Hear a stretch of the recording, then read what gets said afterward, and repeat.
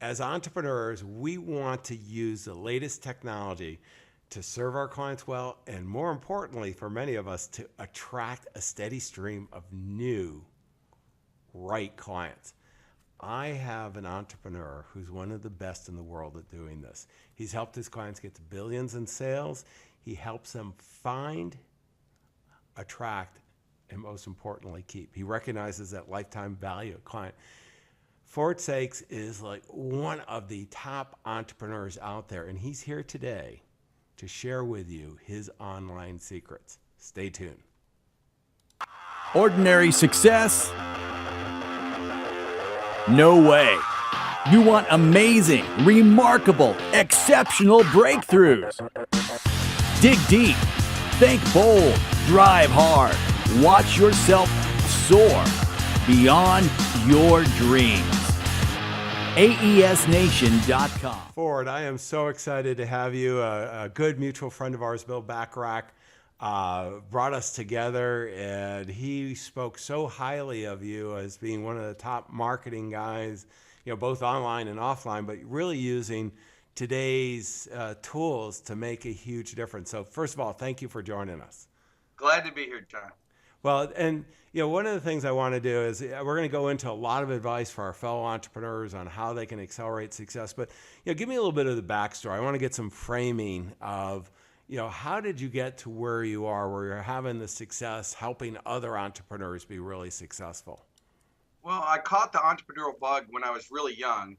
When I was 15 years old, I was living in the projects of North Minneapolis in Minnesota, and I was trying to figure out a way to earn money, unlike all the other people in the neighborhood were earning money.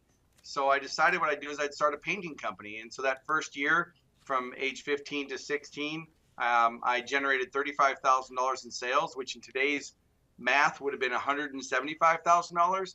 But there's only a problem. If you give a kid from the projects $35,000, they spend 36. So it took a couple years later to learn, but I learned about how to deliver value and capture a client at a very, very young age. And that's where I started my entrepreneurial bug. And that led to 17 different companies since then, and developing patents and selling products through all different channels of distribution around the world. Well, no, that's great. I mean, that's a solid foundation. You start as an entrepreneur early, and many of us had that fork of the road. We could have gone either way, and the entrepreneurial bug really made a big difference. So let's dive into, kind of the first thing. I know, before we got started, I was telling you that I was not a big user of technology. And I had kind of a wake-up call in 2008, 2009 when the financial markets really changed. Prior to that, my business at that time, the primary business, was coaching top financial advisors. It's still a very successful business, but what happened was the large firms stopped wanting us to coach their clients, and we were making a big difference with their advisors. So we got to market directly to them. And boy, it was really hard how do you start? You don't have a list, you don't have the tools, you don't have the technology. It seemed overwhelming for us initially. And I think I can tell you 4 years later, now I love it. It's changed my whole life. But let's take the entrepreneur that's got a good brick and mortar. It could be a professional service. It could be selling widgets. The world's changed. How do they start, taking advantage of these things? Well, I would say it really starts with the mindset. And the first thing is, don't get seduced by technology. Stop worrying about the shiny objects. And I would just say this, I might be considered one of the top internet marketers, but I don't care about my website. I don't care about Facebook, LinkedIn, YouTube, Twitter, Pinterest, Instagram. I care about communication. So that's the only reason I want my website, is to communicate value. So your website, it's a communication tool. Having it on a mobile device, it's a communication tool. And of course, same thing with social media databases or social media websites. They're just communication tools. So while I said I didn't care about them, I don't care about them for the bells and whistles. I care about them for engaging, connecting, communicating, adding value, and helping expand your reach. So all entrepreneurs, all small businesses of every type and shape and fashion, they know they need to use the internet. This would be silly if we were saying, hey, you need to use this. The key is, are they using it effectively to build a list, to capture leads, and to grow your sales? Yeah, no, I look at it like today, prior to 2009, I wasn't using video. I mean, today, we're talking over, very expensive technology, jokingly, Skype.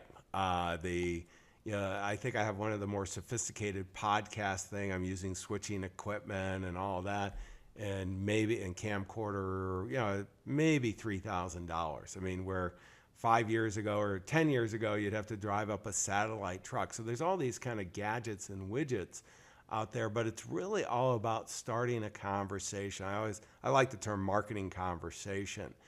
And, you read off all the things. I mean, Google, I think 1998, YouTube maybe 2005, LinkedIn later, I mean, they just boom, boom, boom, boom, boom. All these things as entrepreneurs were, we didn't have to do, and we get overwhelmed. And I love you thinking about that conversation. So let's say you've got an entrepreneur, they're going, okay, I want to, get more people to raise their hand to explore working with me. I've got the mindset that, I don't need the new shiny object. What I want is a thoughtful process so I can have a systemic process that I'm bringing a steady stream of clients that I'm attracting, and I'm finding them, attracting them, and then I'm retaining them, serving them really well. How do I, okay, I've got the mindset, I'm ready to go forward. Where do I go from here? Okay, so when I speak to audiences across the globe, I do keynote presentations and breakouts, and the question always comes up, where do I start? And whenever it's a conversation around social media, most of us would rather put a fork in our eye than sit through another webinar or another teleseminar on social media. So this will be different. So just for those of you that are thinking, just hold your horses. So here's what I would tell you. Where you want to start is you want to fish where the fish are. I mean, if you go to a lake and you see a bunch of boats on a lake, they're fishing where the fish are. So the first thing you want to do is ask yourself, where are your fish? What type of business do you have, and where do your people congregate? If it's business to business, you certainly should be leveraging YouTube and LinkedIn. All businesses should really leverage YouTube, and I'd love to go into more detail, and I can certainly do that. But certainly everybody who has a business should use YouTube because it expands your digital footprint, and it also helps you get search engine rankings. Because if I want to compete with you, and I have a business or a store or a manufacturer, I'm a distributor, whatever type of business I am, if I have a YouTube channel and I understand how to use the right keywords in the videos, I can dominate the first page of Google and push my competition down off the page. So YouTube's number one, fish where the fish are. Number two would be LinkedIn.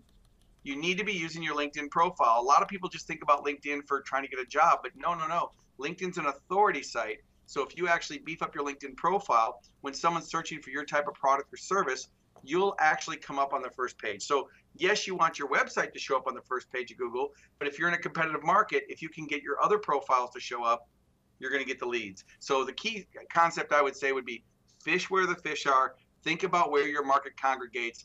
Think about how you can communicate to them. And then once you're there, of course, there's other strategies of lead magnets, and how do you get them to actually raise their hand? And that would be a lead magnet, something you're giving away to get them to give you their information. Now, so let's stay on the fish where the fish are. I mean, this is some of the, I always think of, as entrepreneurs, we have to be on the right side of complexity. So it's simple and elegant.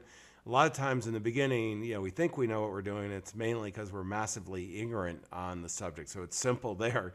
Then all of a sudden it gets really complicated as we start looking at social media, the internet. And if we really just look where our clients are hanging out, it's just so much more powerful. I mean, for example, I'll use financial advisors because I do a lot with financial advisors.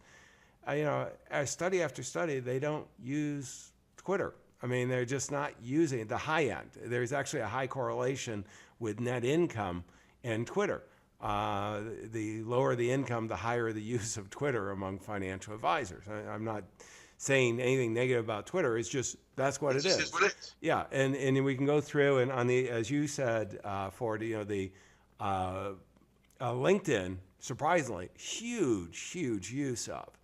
And so, and YouTube too. I mean, I love the strategy of dominating. You really don't have to have that many views. YouTube and Google have kind of a special relationship. They own them. and somehow, just small, usage of your video views can shoot it up to be on the front page. And, and a lot of this awareness is all about getting credibility, that if you don't show up on a search, you're not a player. And, in today's world, almost everyone, B2B and even B2C, wants to see credibility, not only authority that you actually can do it, but credibility too. So, how are you seeing, the fish where, the fish are? Let's just take it a little bit deeper. Okay. For some of the industries that you've worked with, how do they find out where the fish are? I mean, I've been on some lakes and there's nobody there type thing early in the morning. Okay, so first question. Now we're doing this interview here. I did not prepare you for this question. First instinct, out loud, verbally, what color are yield signs? Yield signs are yellow, I think. Okay, sorry, John. Yield signs have been red and white since 1971 in the United States. Okay. So for our international listeners, they could be yellow. But in North America, English-speaking countries, yield signs have been red and white since 1971. Now, before you get distracted, write that down. You guys can go check it later when you're done listening to this and watching this. I'm leaving right now here for it. I got to go check this out. So what that means is mindset. So you had a belief system from 1971 that thinks that yield signs, go Google it, the yield signs on the Department of Transportation, they changed it in 1971. So the same thing happens with social media. People think, oh, YouTube doesn't work. LinkedIn doesn't work. I have a joke I tell at my seminars that social networking is like social not working because most people don't know how to use it. So going back to your question, it first comes with your mindset. You just have to remember it's a communication tool. You have to understand what are the search phrases or the search terms that your market's interested in that you can come up with. And so for me, for example, I'm a franchise speaker. So my keynote fees, it's widely, you can go on Google and know this, for a company to hire me to come in, it's 15 grand. Well, if I tell if someone calls me on the phone and says, hey, what are your speaking fees? And I say 15 grand, the next thing they're going to do is hang up, right? I mean, no one's going to do that. So you have to provide the value first.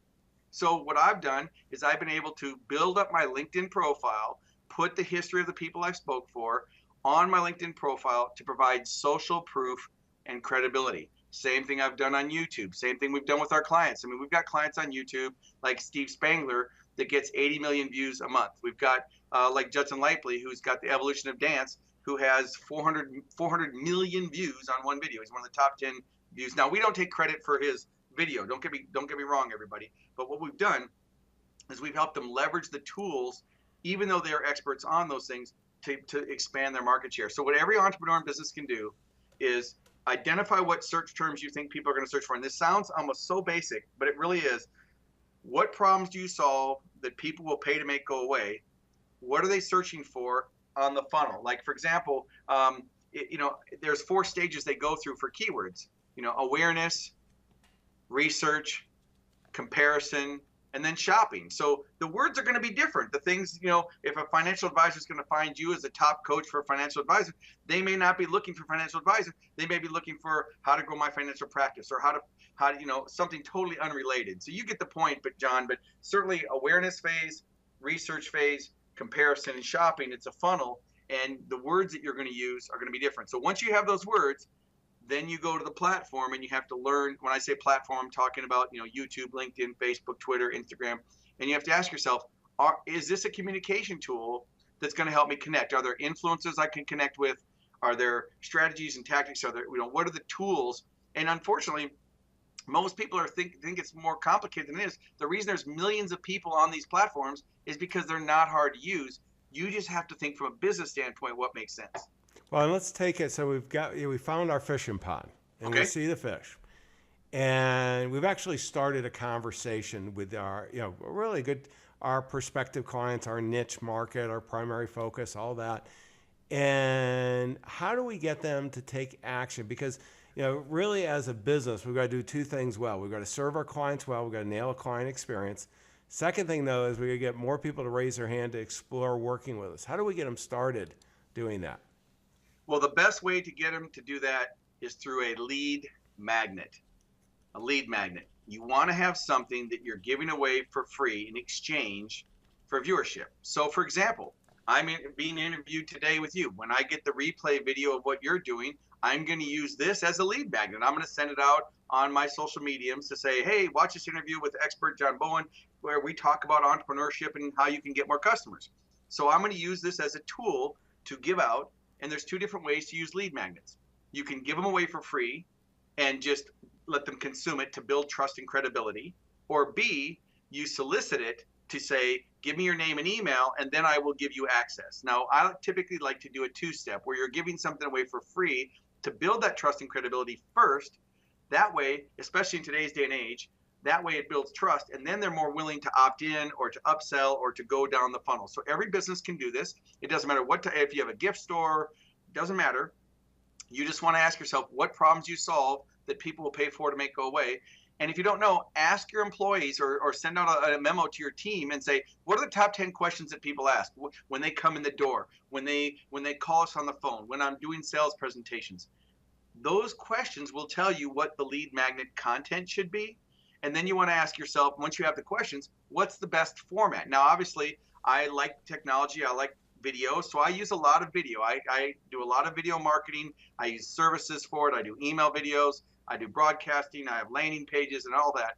I like video because it engages the senses and it allows people to see the authenticity of it. Like here I am today. I mean, this is my office, you know. I mean, I have a studio and I have a set. But I mean, this is it. We're all here communicating. We're adding value. So all these people who think it's too difficult, I'm here with a webcam, a $99 webcam in my office. Now I have the big microphones and the whole thing that I do when I'm doing shows like you. But today I'm the guest, so I'm going to move my microphone back out of the way because that's not what I'm doing.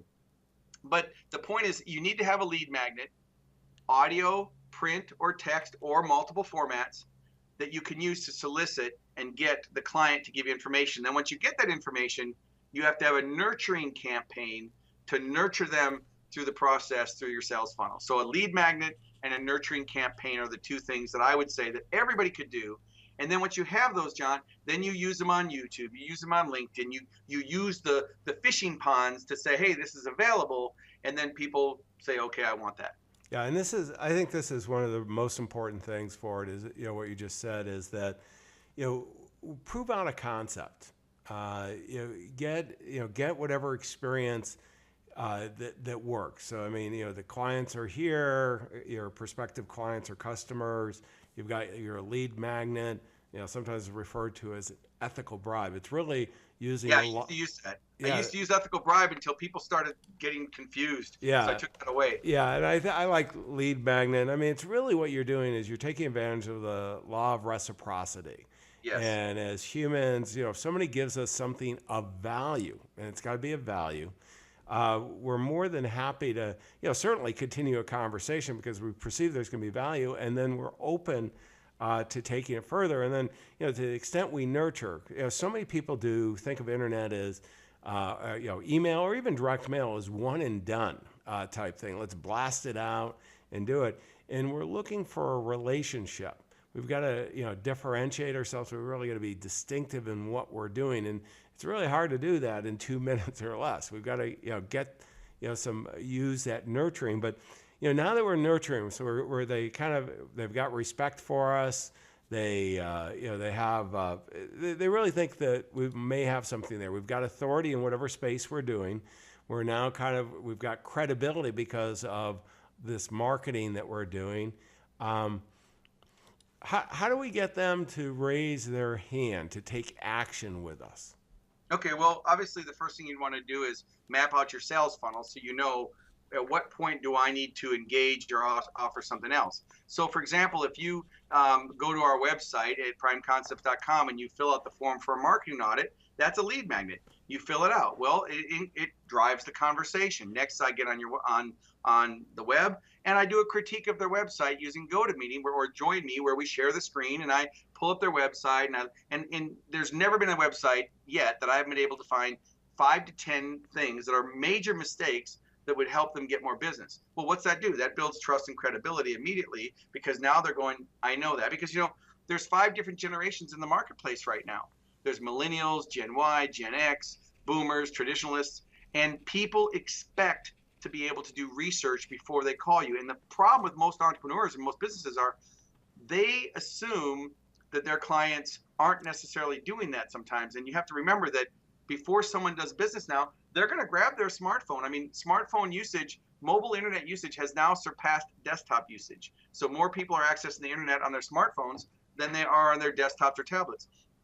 So my point is, you have to be able to understand what the dynamics are and understand that your market thinks they're more educated than they are. In other words, when they do their research, that automatically, they think, oh, well, I already understand. So you got to make sure you have only a few seconds to make sure that you really delivered value, or they're on to the next thing, because we're in this microwave mentality. If they don't see what they want right away, they're gone. Now, to flip over to the actual question you asked me, which was, okay, now how do we nurture them?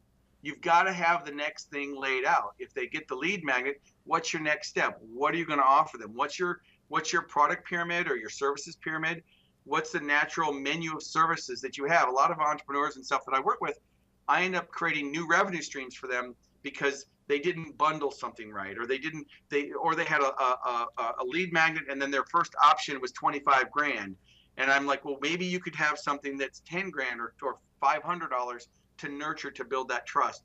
Or what type of lunch and learn can you do? Like financial advisors, you do training for financial advisors. Do they do any lunch and learns? Do they do executive meetings, retreats, round tables, briefings, where they bring people in and pay them? I mean, I work with banks that hire me to come in and do thank you meetings for their commercial customers. They sponsor me. I come in, I train on entrepreneurship and business growth. They look like a hero, and they get increased loan demand and increased core deposits, which is what banks want. So, I think the biggest thing, and I'll stop, is stop making it so difficult. Give people what they want, sell them what they need. Giving them what they want means, what are they really asking for? What do they want? But sell them what they need, maybe they need these other things, but they may not know it up front. Like if I talk to you as a client and I say, well, you're supposed to be using YouTube and LinkedIn, you're going to be like, whoa, I don't want to waste my time. But if I say, well, look, I'm going to help you get more customers, I'm going to help you increase the frequency of purchase, I'm going to help you increase the transaction. Well, then you're like, okay, yeah, I want more clients. I want better clients. Some people don't want more, they want better, right? You want to fire some of your clients. No, it's so important. I think one of the most fundamental marketing and sales issue is understanding that the marketing and sales process is to what people want. And sometimes as entrepreneurs we get so frustrated because we actually know what they need and it isn't what they want. But you said it very well, for it is that we're going to really deliver what they need, but package it of what they want, and they're going to get the results that they wanted, but they're going to get the tools that they need. And that's such a powerful part. And I also want to come back to something you said earlier that I think is really helpful, is that, and this is one that I struggled with a little bit, all of a sudden I do probably 100 webinars I'll do this year, and 4 virtual conferences. Next year I'm going to do even more. I mean, I've just found the value of doing this. We do a lot of special reports and ebooks and so on. And one of our price point, so for coaching financial advisors, we charge $2,000 a month, $24,000. So it's not an inexpensive. And a lot of the people think, well, we should be able to figure out how to just get them to click. There's 2 parts. One, to do that kind of purchase, they're doing a lot of research, as you said, and they're going to look at this. We find that the average person who's looking at us has watched three webinars, has downloaded at least 1 ebook, looked at some of the pricing information and so on, and then scheduled what we call a best year ever consultation. It's much like your consultation. When we go over resources, I want to let people know how they can take advantage of that audit, because it's so good. But I want them to look at it for 2 different reasons. One is it's something they should take up. But 2, this is really, marketing is all about starting a conversation, and you're providing the information, you're attracting the right clients through, fishing where the fish are, using these lead magnets, nurturing, providing value, ahead of time. And then you're starting a conversation with qualified people that you can deliver even more value, and then see whether it's appropriate or not to work together. And that cycle, just for so many people, is just powerful. And the internet has become one of the greatest facilitators of that, Ford. Yeah, and there's a formula that everybody can use, and that's problem, agitate, solve. So when I work with someone on their value propositions, I ask them, what's the problem? And look at the problem globally. In other words, first, don't talk about it personally. Look, what is the problem? So whatever industry or anything, we could pick a problem and we could do that. Then make it local, personal. So you talk globally, and then you talk more. Imagine, does this sound familiar? And then you start talking, you use more you and I language. And then now they're like, yeah, I have this problem. Yes, this is what I want. Then you can solve it. So whether it's a lead magnet or a sales letter or a website or a landing page, if you can keep the concept of problem, agitate, solve, or of course value, agitate, solve, but it has to be framed that way. And so often I go to websites and there's no call to action. Their phone number is hard to find. The usability is terrible. It doesn't work on a mobile device. They haven't optimized their YouTube channel. They haven't optimized any of their platforms. They haven't even bothered to even look at them or look at their statistics or look at what their visitor value are. And we're not talking about internet marketing type fancy things, everybody. We're talking about your business, whether you have a brick and mortar or not. You have to ask yourself, if you're brick and mortar, what's your mobile platform look like? Have you claimed your business directory on Yelp and Angie's List and the directory systems and Google Places, on Yahoo and on Bing? They all have business directories. Have you even gone in and updated your profile? Because if you do, if you're a brick and mortar and you claim your business directory, then when someone's looking for that type of business, you come up first, because the search engines are going to give up profiles that are enhanced before they're going to give up the other one. And so even if they're by proximity or geofencing, where people only show up by where they are location based, you'll actually find you're getting more customers, and you're going to be like, all you did is spend 15 minutes, Googled your company, and claimed your businesses. Well, and it's, I think what I like, and it's taking the step, is, that mindset first is kind of the big thing, that you're gonna be a player. You understand that you're doing something right. You're delivering a great client experience, whatever it is that you're doing. And what you want to do is you want to establish the credibility. You've got the authority, you're delivering something, but now you want to have the credibility. So you begin building out these lead magnets so that you have that, and then you start these nurturing campaigns. And really what that does for it, and we're drawing to them taking action. If it's a low price item, it may be just click and buy it, more of an impulse. But if it's one of the higher price things, you're going to set a free consultation or a nominal cost consultation. And what I like, and there's so many platforms out there that we can use for free, like claiming the directories and so on, the YouTube and all this, that just get good at this. At least I think this is what you're saying, is get good at this at one first, and then just really get that messaging. And then you can start expanding it to the other ponds where your fish are showing up too. Is that what I'm hearing? Yeah, I would say, if you're taking notes, I would say start with your mindset first. Make sure that you don't have any limiting beliefs about what things mean. Be open. Raise the bar. Remember that done is better than perfect. Getting it done is better than being perfect. So if you're in analysis paralysis, get it done. It's going to be better than that. Being authentic and sincere. I mean, like we're doing today, we're not worrying about, yes, we have the right technology because people expect it. But again, we're authentic. This is who we are. And then, of course, plan and celebrate. So first mindset. Then once you have the mindset, stop making it so difficult. Just ask yourself, so if I'm going to sell, and I have not talked to you about your business model or how much you charge, but if you're charging $2,000 and you have a financial advisor, you have to create that economic value proposition, which is what you do when you talk to them, I'm sure, about how to have your best year ever. You're getting them on the phone, you're identifying their needs, you're listening to them, you're letting them authenticate themselves and validate themselves, because you already know what they need, but you have to let them go through that process to answer the questions, so that when you actually provide the solution, they're open to hearing it. And that's something very important that for our listeners today is, you can help your market, but you've got to psychologically move that prospect through that before they're open to saying yes. And that's really the difference today of these technologies, how they help so much.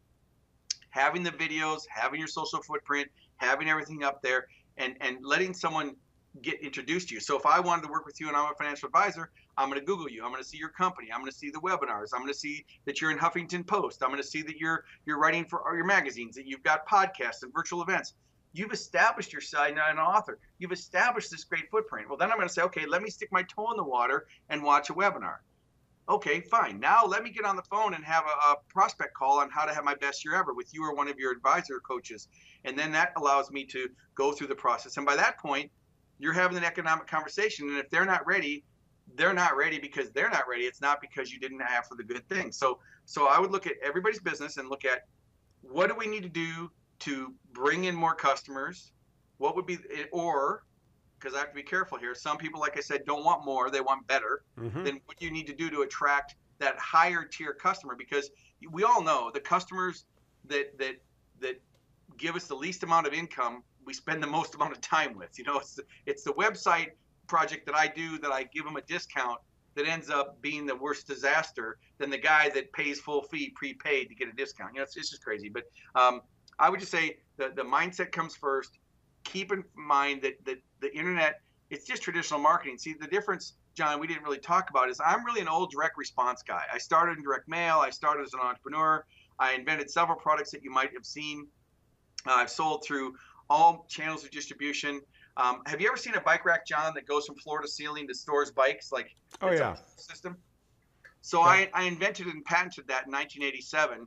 And I sold $50 million of it before I sold my company. Now, it sounds impressive. That wasn't all profit, everybody. But, I built the company up from a garage operation. I had 100 employees.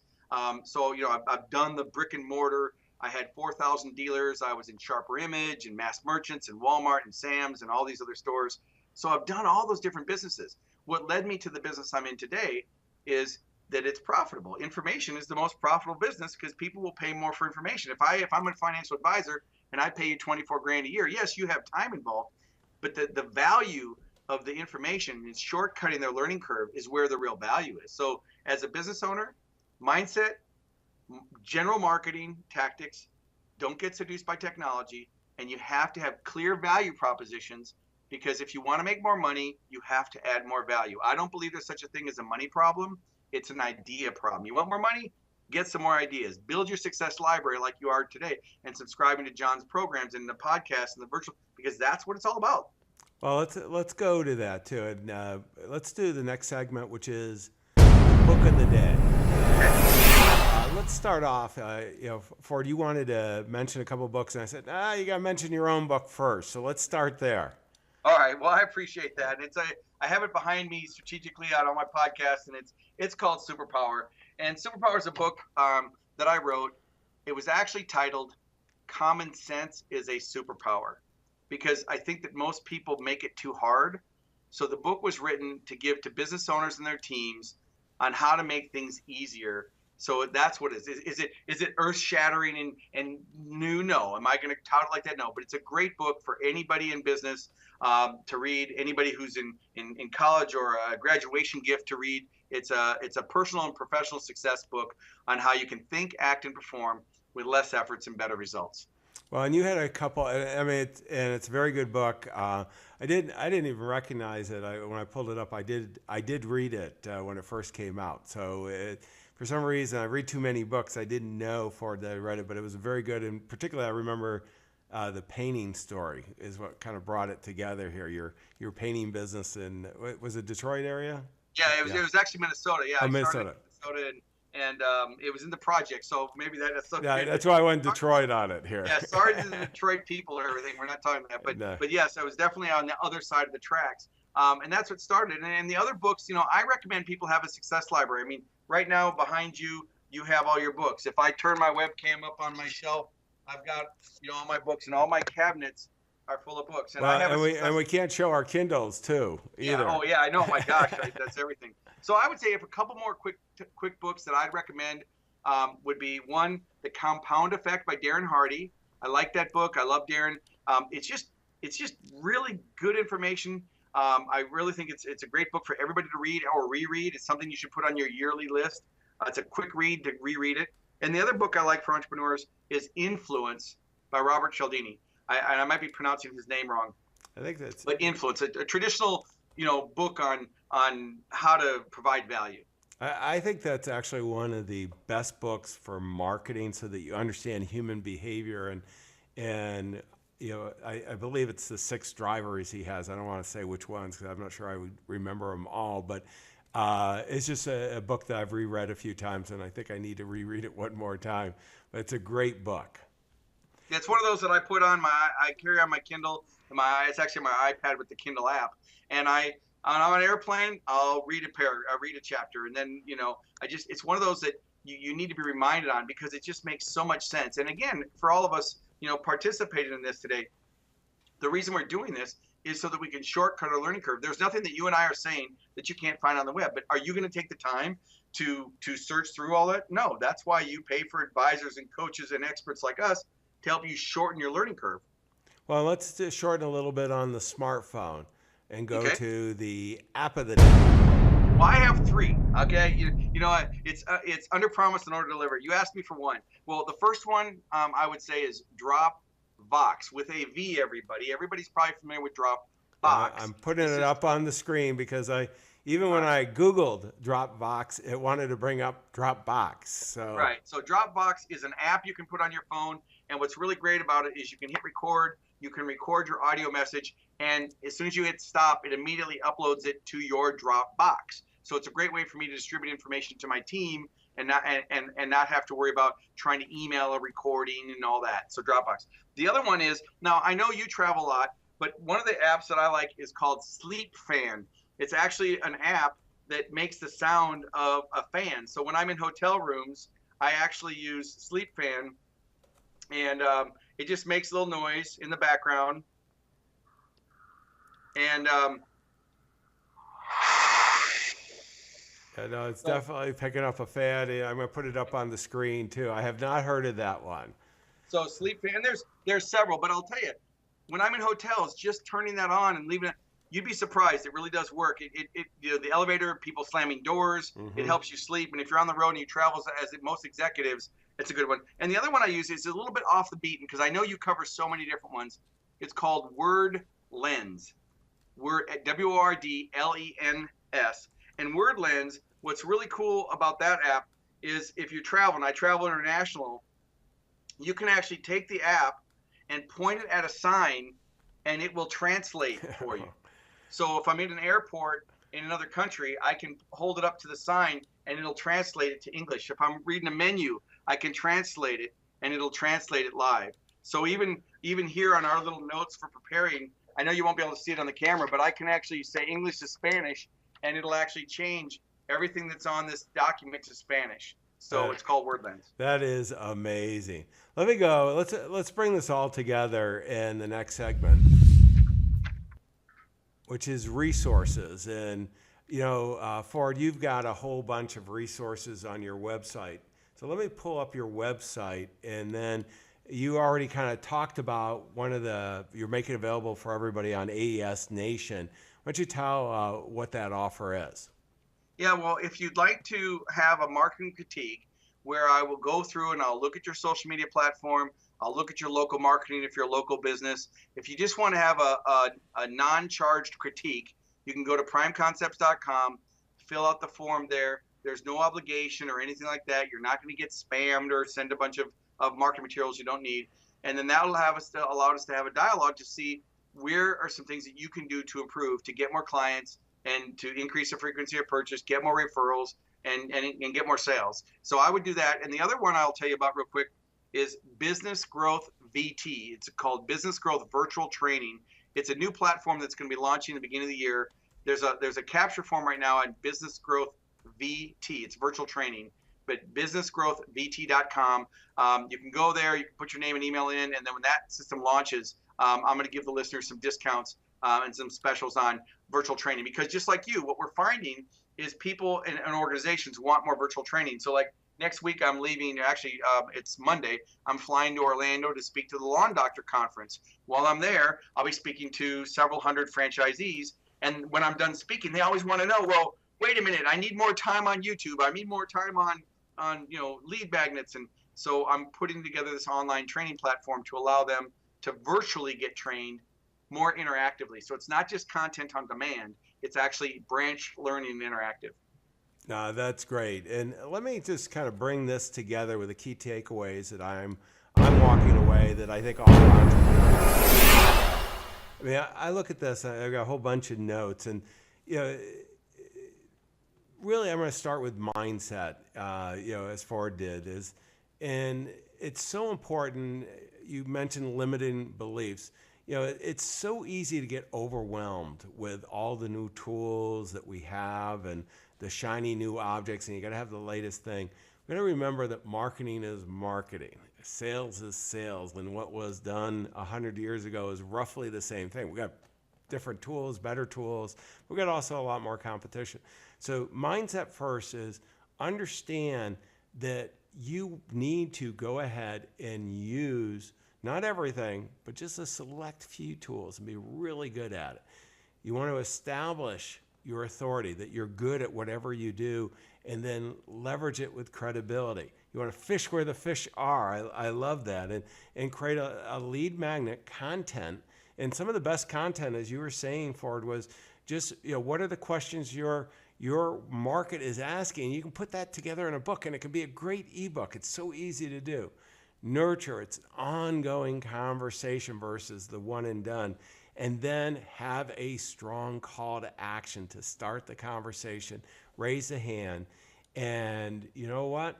All those future clients that you're going to attract, that you're going to keep and really solve their challenges, are going to become marketing apostles. We wish you the best of success in achieving all that's important to you. Thank you. Exceptional, remarkable breakthroughs. AESNation.com.